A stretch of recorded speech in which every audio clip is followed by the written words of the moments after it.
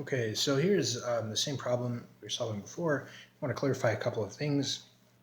So what we said is that m1, if m1 is greater than or less than 0, then there is rotation. Okay, so this isn't untrue. So the reason we drew the free body diagram separately like this is because when you get into more complex things, it's nice to separate every individual piece so that I can say what are the forces acting only on this one piece. So like I could rewrite this as, here's the normal here, and then here's mg, right? And then there's also the block, the friction, there's a frictional force acting on the ground, right?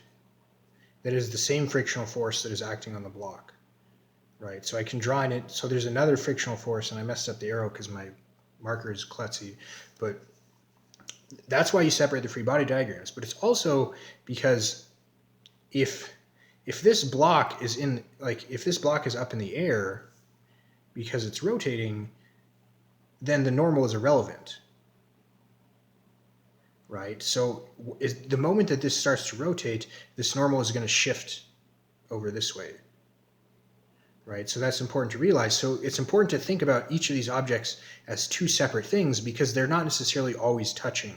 So it's better to draw the free body diagrams with everything separate so that we remember to think about this piece individually and also this piece individually and how the motion